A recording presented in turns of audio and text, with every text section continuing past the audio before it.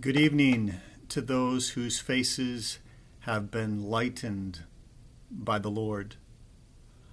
I just want to release a very clear and concise revelation that the Lord has just brought me into. He's a revelation he brought me into many years ago, but it has become very, very clear now. And that is in regards to the veil of shame. As I've spoken many times, there are the two veils. Those two veils, of course, are represented in the temple, and we are the temple. And so these are veils that lie upon our hearts.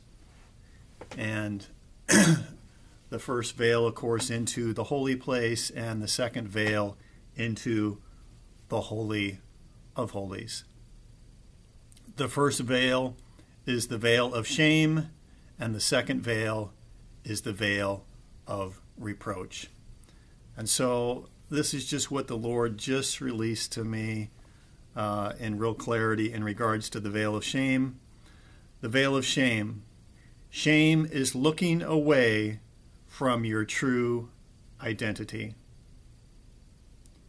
Shame is looking away from your true identity, who is Christ. Psalm 34 says, "They looked unto him and were lightened, and their faces were not ashamed." You know, it says in 1 John, I think it's chapter 2 or 3, I forget, where it says, abide in him, that when he appears, we may not be ashamed before him at his appearing. See, to abide in him is to abide in his mercy, in his righteousness, beholding our identity in him. As David said in Psalm chapter 17, verse 15, "I will behold your face in righteousness. I will be satisfied when I awaken with your likeness." Let me just see if there was anything else that I wanted to quickly. Yeah. So, and then I will close with Isaiah chapter 25, verse 6. Thus saith the Lord of hosts,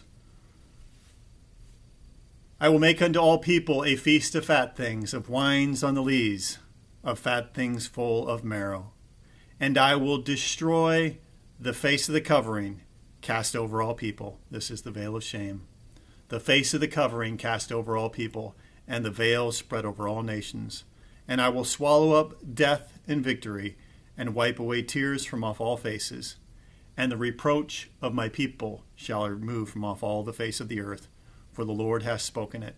And in that day it shall be said, Lo, this is our God. We have waited for him, and he will save us." Lo, this is our God. We have waited for him. We will be glad and rejoice in his salvation.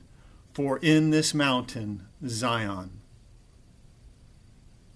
the hand of the Lord shall rest, his mercy resting upon his people, that says, "This is my beloved Son, in whom I am well pleased."